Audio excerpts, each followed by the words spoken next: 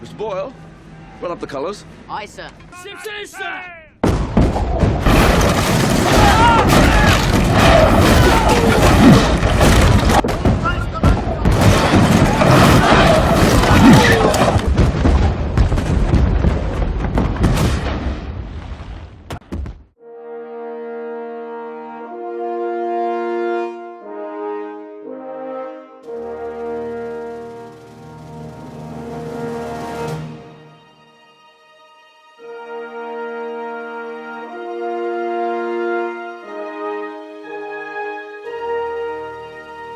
Hey everyone, Josh here, Wargaming Noob Historical, back with something just a little bit different. Today I'm going to do an overview of the Black Seas Core Rulebook.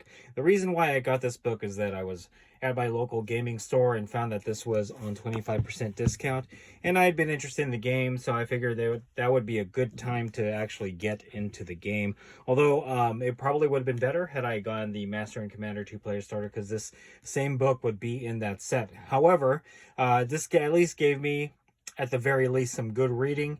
And if you've seen my unboxing of the Frigates and Brigs Flotilla, you kind of know the direction that I'm going with in this game. So yeah, so this is the first time I'm actually doing something like this. We're just going to do a quick overview of what's in the Black Seas Core Rulebook. Hopefully that overview will be of interest to you and might even get you into the game. So Black Seas is an Age of Sail skirmish game or battle game set between 1770 and 1830. Pretty much the Revolutionary War or American War of Independence to Napoleonic War and a little bit beyond.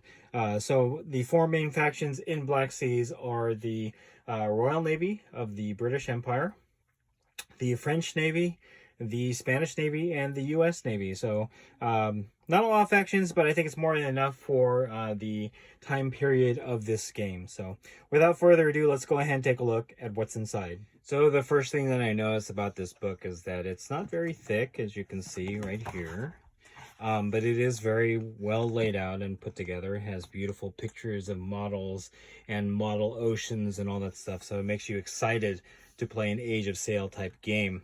In the contents, you can see it goes through some core rules, the anatomy of the turn, collisions, boarding actions, all that fun stuff. Then you have your initial set of scenarios, which I think are a couple of them. And then as you move into the advanced rules that incorporate terrain and weather, you also get a number of additional scenarios to kind of bulk out your play. Gives you a little bit of fluff of the CARRONADE era, which is what this game is set in. And then it has a wonderful guide to tall ships, and we'll take a look at that in a little while. It has a breakdown of the HMS Victory, and then kind of like an organizational chart of the ship's crew, a fleet list. And then you have your national special rules, which are usable in-game per faction or per nation.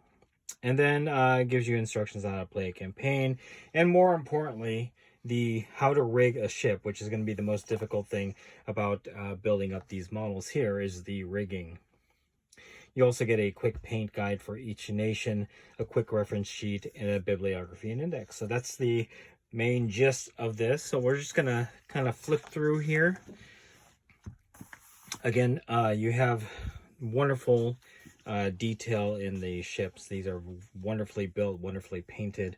You get the size of the ships here, ranging from the gunboats to a brig to a frigate, and then a large third rate or an extra large first rate. That's the largest size of ship in the game, extra large. These are first and second rate ships. Gives you information on the crew types here. And then a breakdown of the ship cards. So you'll have your turning angle, which is right here. And this is usable with the little gauge that you get that comes in Master and Commander. The one thing that I wish that they did is if they're selling the core rulebook by itself, that they should sell the tokens as well as the compass and the wind gauge on its own, or separate from Master and Commander. Because, you know, if you're not interested in playing the English or the French, which is the whole core of Master and Commander, you might not want to even get it other than just for the rule book and for the tokens and gauges and all that fun stuff, the ruler. So that's one downside to starting Black Seas the way I'm doing it, which is from the rule book and then buying ships. All right, jumping off of my tangent, like I said, this is the ship card section. You get your tourney angle, which is right here. What kind of arms you have on your ship. So in this example, you get 4 heavy cannon, and then you get 3 light cannon, and then 2 carronades. There's also mortars. And then you have your rate of knots denoted by the ship sail silhouette, and then your point cost, which is the ship wheel, and then your break value, which is the value that you use when they might break the crew and force the ship to flee. So, all right, next up, you do have your tokens here. So, you know, you have your activation tokens, your ammunition, and you do have different types of ammunition here. You have grape shot, double shot, chain shot, and red hot shot. Then you have ship identification, so that you can match the flag attached to your model. And then critical hit tokens like mast hit, rudder hit, sails hit, gun deck hit, quarter deck hit, and crew hit. You have your wind rose, and this is very important in an Age of Sail type game because this is the direction at which the wind blows, and depending on which direction the wind blows, that denotes the activation of ships on the board here. So yeah, I'm still learning the game. Once I get a handle on it and play a few test games, we'll do a battle report or a learning battle report, and you guys can see how the game plays. You also get loot, troops, and then upgrades, as well as con wool. And you'll notice that these are very similar to the smoke and fire markers that come in bolt action stuff. So they kind of use the same thing here.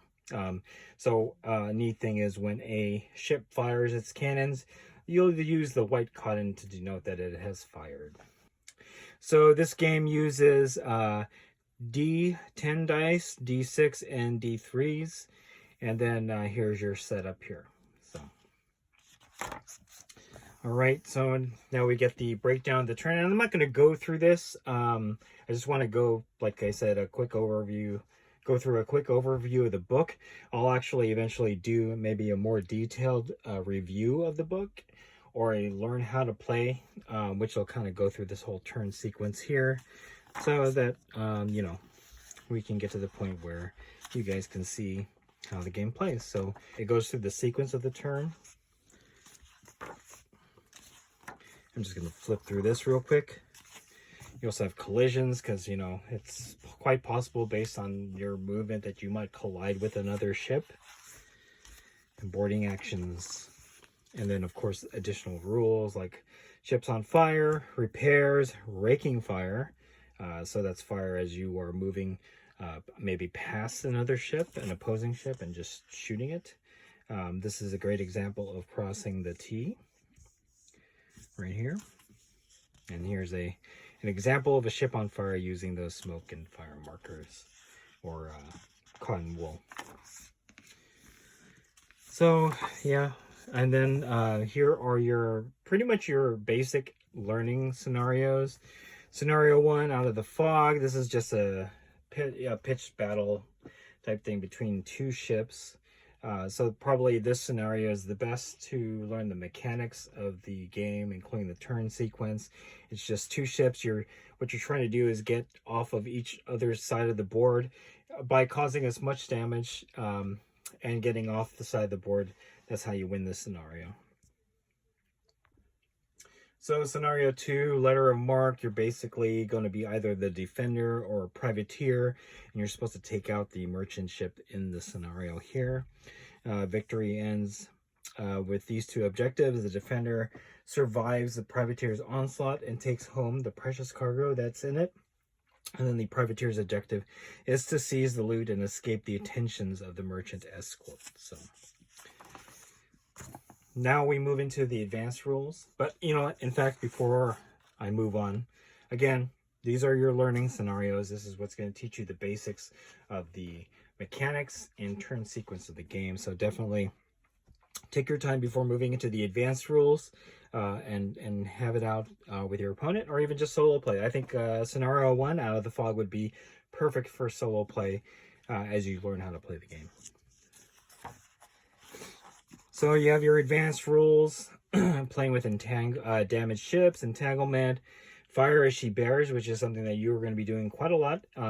Then basically you're moving and shooting and all that fun stuff. Rules for fire ships, more realistic wind effect on movement. So I mean, you could do this. It'll make the game more complicated. So really, I think the way that this is based, you can pick and choose your rules to make the game more flavorful and more difficult to play.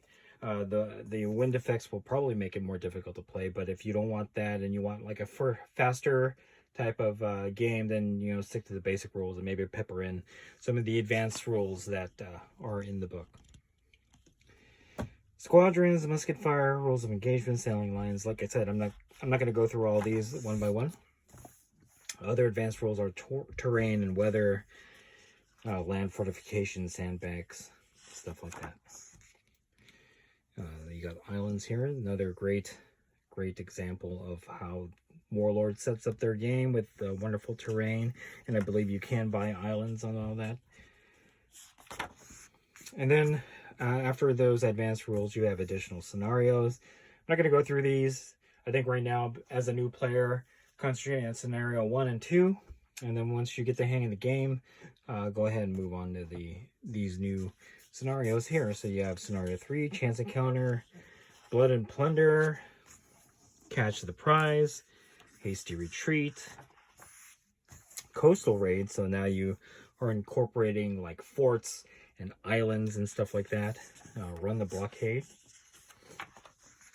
landing expedition. So that's going to be an interesting one. And then capture the fort. That's another interesting. So I mean, there's a large variety of scenarios. So it's not just ship to ship battles. It could be ship to coastal battles. All that wonderful stuff. Dangerous waters. Oh, and it also tells you what kind of table you want to use for these scenarios. That's pretty neat. Pitch sea battle. So that's just a bigger battle. You're gonna have like a big fleet here. So Battle of Trafalgar. So I think everything leads up to the Battle of Trafalgar. Looking at the map here, here's your Franco-Spanish column and your 2 British columns, and that's how they're set up for the game. And these are the fleet lists. So that's quite a lot of ships that are going to be on this table. In fact, they recommend an 8x6 table, which is larger than most standard tables. Obviously, Battle of Trafalgar is a large naval battle, and then that's why, you know, you need the 8x6, because look how many ships you're going to have to field on the water here. So here's your fluff area, the battles of the CARRONADE era. You got your AWI, or Revolutionary War for us Americans. You also have the French Revolutionary Wars, Napoleonic Wars, which is probably what most of the gameplay will be centered on, and the War of 1812. So that's also interesting. And now I think this is what's cool. I am not a naval person. I am especially not an Age of Sail naval person. So having this kind of identifier to tell you what the silhouette of each ship would look like helps you to identify the ships that you're going to have in your game. So you go from bark to brig. You have a brigantine, cannon sloop, cutter, frigate, galley, gunboat, gun yawl, gun brig, lugger, merchant schooner, sloop, Taruma, Hemema, and Zebek. I don't know if those are pronounced properly, but these are all the different types of ships that are used or need to be identified in the game, and I believe most of these are also in the game. So that's a cool guide. Here's how to identify your sails, the parts of a mast, the parts of the hull. Some of you folks probably already know this stuff, but me being a neophyte in Age of Sail, it's great to know these things.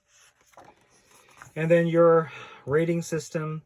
So when you hear of a first rate, second rate, or third rate type of ship, it's based on how many cannons are on that ship. A first rate in Black Seas is 100 plus guns. Second rate is 90 to 98 guns. Third rate is 64 to 80. Fourth, 50 to 60. Fifth is 32 to 44. And then sixth rate is 20 to 28. So, and then there are smaller ships that are not on this British, I think this is the British rating system, because they only have a few cannon on each ship, like the sloops, not the sloops, the gunboats, stuff like that. And that's your rating system. Another cool thing is the glossary of naval terms. So that you don't sound like a dork or inexperienced neophyte, once you start playing this game more and more, you will probably be using a lot of these terms, and before you know it, you're going to sound like an authentic naval person from the Age of Sail, or at least in game. So that's kind of neat that they have that in there. And here it is, a 3D breakdown of the HMS Victory, Lord Nelson's ship that won in the Battle of Trafalgar. As you can see, HMS Victory is a huge ship, so first rate, I would assume. So, and it shows you every little component, every deck of the Victory. Even has all those stats right here. Moving on, you get a breakdown of the ship's crew. So this is kind of neat because it'll tell you, what type of crew you have. You got seamen, Marines, you get midshipmen, and then your petty officers. And then it goes all the way up to warrant officers, and then your command officers here. So, all right, so next up is the fleet list. And this fleet list is your breakdown of the ships of the line and unrated ships, how many points it costs, and basically just the stats of each type of ship here. So, good reference guide. Also information on land fortifications, crew, ship upgrades. It tells you how many upgrades you can make on extra large all the way down to tiny ships. So tiny has 0. Extra large has a maximum of 4 upgrades. These are a list of the upgrades: boarding nets, grappling hooks, stuff like that.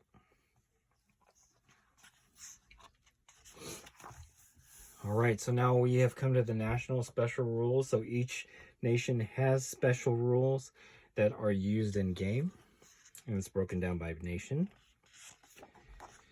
So for the Royal Navy, you get drilled. This means that the ship receives +1 hit modifier when shooting. And then you have the Admiralty. Each British ship can reroll 1 failed skill test per game, and then you must accept the rerolled result. You also get special characters, starting with Admiral Lord Edward Pellew. He's 50 points. He rerolls 1 skill test per turn. You must accept the second result. So this is almost as if you may be getting like 2 rerolls per game instead of 1. And then the ship will never strike the colors no matter the circumstances. That's one of his skills here. So next up at 10 more points is Admiral Lord Horatio Nelson. He has 4 skills here. Every British ship within 20 of Nelson's ship, including his own, gains a +1 to the dice roll of every skill test. So that's going to be very helpful. The ship will never strike the colors no matter the circumstances. Once per turn, each gun position on the ship Nelson is commanding can re-roll 1 dice that fails its to hit roll. So the last skill that Nelson has is, if the ship Nelson is commanding takes damage from musket fire from a ship with the sharpshooter's upgrade, roll a d6 on a result of 1 or 2 Nelson dies, and then his special rules have no further effect in the game. So that's very fluffy, because that's what happened to Nelson. He got killed by sniper fire from an opposing ship. And then the last special character for the Royal Navy, is Admiral Cuthbert Collingwood. So his skill is every British ship within 10 of Collingwood, including his own, can re-roll the first broadside it shoots. All dice are re-rolled, and the second result must be accepted. So that's interesting. You have a list of famous ships: the HMS Victory, the HMS Bellerophon, and lastly, the HMS Indefatigable. I guess that's how you pronounce it. And then it has their stats down here, so, and their point costs. Victory being the most expensive. All right, so next up we have France. So their national rules are streamlined. French ships were very fast. The streamlined hull upgrade only cost 20 points for French ships as a result. So the next skill is double planking. Some French ships were much sturdier than their counterparts. French ships may take the sturdy upgrade for only 40 points. So this is a nice callback to Master and Commander and the Acheron being a tough frigate. Then you have aiming high. The French tend to shoot high to disable the opponent rather than sink it. Therefore, they only have -1 penalty for aiming high instead of the -2 that would normally happen. Additionally, if chain shot is also loaded, the French suffer no penalty when aiming high. So if I'm playing the French and I'm aiming high, I'm going to make sure that I have chain shot loaded. So special characters. All right, so this is going to be a long one. So Admiral Pierre Charles Jean-Baptiste Sylvestre de Villeneuve. He's 50 points. His special ability. Once per turn, the ship captained by Villeneuve can make a skill test when receiving critical damage. A success means the critical damage is ignored, so that could be useful. Captain Robert Surcouf, 40 points. The ship captained by Robert Surcouf has the privateer upgrade at no extra cost. Furthermore, the upgrade will also affect every ship in Surcouf's fleet, except those rated as between 1st and 4th rate. So that'll be good for any unrated ships. You can run them basically as a privateer captain or a privateer fleet. So that's interesting. Famous ships. Lorient, +1 to hit. When targeting British ships, when the Lorient is on fire, it will always explode on an unmodified roll of 1 on the skill test to extinguish the flames, even if it takes the +2 modifier. So yeah, it'll blow up just like it did in Egypt. That's kind of a bummer, but hey, that's the French flagship. And then you have the Bucentaur. On top of its normal change of direction, the Bucentaur can make an additional change of direction during any part of its move. That could be useful. And you get a +1 modifier to all skill test rolls. So here is the point total. Lorient is just as expensive as the Victory. Just kind of a bummer that it has that I'm just going to blow up rule, but that's very fluffy. All right, moving on to Spain. Spain's national rules, heavily armed. First-rate ships were sometimes armed with many more cannons than the other countries' first rates.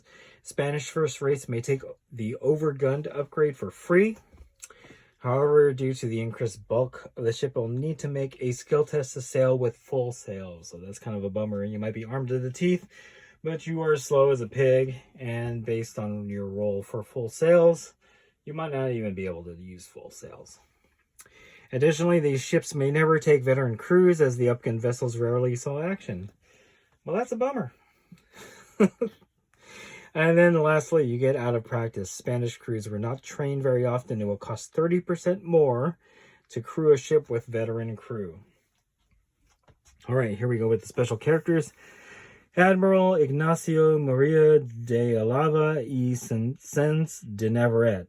God, I'm killing it with the Spanish and the French pronunciations. He's 30 points. Every ship within 20 inches of Navarrete, including his own, adds 1 to hit versus privateers. So this guy likes hunting privateers. And then you have Admiral Juan de la Langara. He is 30 points. You may deploy Juan de Langara's ship after everyone else has deployed on any edge of the battle area. So this guy just shows up after everybody is placed on the board. That's actually quite useful. Famous ships. La Princesa. If La Princesa is anchored within 4 inches of a beach, for every 2 full turns without moving or shooting, place a shore gun emplacement on that beach within 6 inches of La Princesa. So that's interesting. That could be useful on any shore engagement scenario. And then you have the Santissima Trinidad. The Santissima has many guns and is extremely sturdy. However, she is also very unwieldy. The Santissima will only ever be able to make one change of direction during activation, no matter what level of sail she is traveling at. Additionally, it can only travel at full sails after succeeding a skill test, because she's a big, heavy, overgunned ship. So La Princesa is 150 points, and as far as I know, after seeing this, the Santissima Trinidad is the most expensive ship in the game currently. So that's interesting. All right, we come to the U.S. So the U.S. National rules, overfitted. The U.S. Navy had a few large ships, but tended to reinforce the structure of its frigates and add many guns to them. The overgunned upgrade only costs 80 points instead of 100, and the sturdy upgrade only costs 40 points. However, the USA cannot field first, second, or third-rate ships, so that's kind of a bummer. But then again, at this time, the U.S. Navy wasn't as well established as the other countries, other nations in this game. So it also gets the drilled national rule. The crew of U.S. ships were periodically drilled in gunnery and were faster at reloading their cannons than many other nations. To represent this, U.S. ships always get a +1 to hit modifier when shooting. So that's nice. And here's the U.S. Constitution. So, all right, special characters. Commodore Stephen Decatur, +1 to hit modifier versus privateers, and +2 to hit modifier in any boarding action against privateers. So this is a privateer hunter right there. Captain James Lawrence, a ship commanded by Captain James Lawrence, always succeeds when testing to strike the colors. And then lastly, you have Oliver Hazard Perry. Add +1 to hit modifier when shooting and +1 to the result needed to pass a skill test when fighting in any scenario agreed to be considered set on any U.S. lake. Very particular special character here. Okay. Ships. USS Constitution. When hit, make a skill test. If successful, reduce the total damage suffered by half, rounding up. Old Ironsides. So that's a great representation of Old Ironsides. And then you have the USS Essex. +2 to hit on boarding actions. And here are your point costs. 290, 190 for the Constitution and the Essex. Again, US does not have first, second, or third-rate ships. Now we get to the point where you can link the scenarios into a Black Seas campaign. Gives you some information on upgrades. So linking Black Seas and Black Powder games together is going to be something of great interest to the channel, since we will be starting Black Powder at the beginning of 2022. So that'll be something interesting to work out. And now we come to the most complicated part of the hobby, and that is rigging your models. So I'm going to just bring over a frigate that I built earlier. This has not been rigged yet, but as you can see, starting from here, it'll show you how to rig your ship. So my only recommendation, and believe me, I'm not an expert, I've just started building these ships. Take your time. Try not to get too frustrated. I've watched a few videos of the rigging, and folks are using super glue to secure the knots to each of the masts and wherever else they're going. But some folks also use like white glue, either Elmer's or like Mod Podge, because then you can kind of move it around. The only problem with that is it is water-based, so it'll take a lot longer to dry. So just keep that in mind. It also tells you how to put your sails in, and the sails are going to be another thing because they are like a thicker paper, so you'll have to use a tool or something to kind of like bend them so they look like they're billowing. But in any case, this is your rigging guide, and I think this is what actually puts off a lot of people from Black Seas. Is this is much more complicated than putting a model together for bolt action or for Warhammer. You know, that's anyway. If you can do this, then you can pretty much do anything, I think. And then you have your painting guide. Royal Navy painting guide is basically black and yellow. France is a lighter yellow with blue. And then you have Spain with black and red. And then the US has kind of like a black or dark color too. So, and then here is your bibliography, what they've used to reference the information in the book here. You have your index, and finally your quick reference sheet. So, wow, we have made it to the end of the core rulebook. Again, this was just a quick overview. The video itself might be kind of long though, but you know, I skirted some of the information like the turn sequence and all that, because I'm going to showcase that in some Let's Play Black Seas battle reports. And then obviously the rigging is going to be the most complicated thing about Black Seas. But like I said, if you can do that with this ship, you can pretty much model anything. So we'll see how successful I am. In any case, I hope you enjoyed this first of an overview of a book. In this case, the Black Seas Core Rulebook. If you like this video, go ahead and click like. If you haven't subscribed to the channel, hopefully this video has convinced you to subscribe to it so you can see more videos that come out about Black Seas. Click the bell notification icon so you can get notified of when I do put these videos out. And then click the link in the description below and join our Discord server. That is the best way for me to personally interact with you guys and talk to you about Black Seas or any other type of war game, or even just hobby stuff in general. So, all right, that's it. Thanks for watching. Stay tuned for more Black Seas content coming out of Wargaming Noob Historical.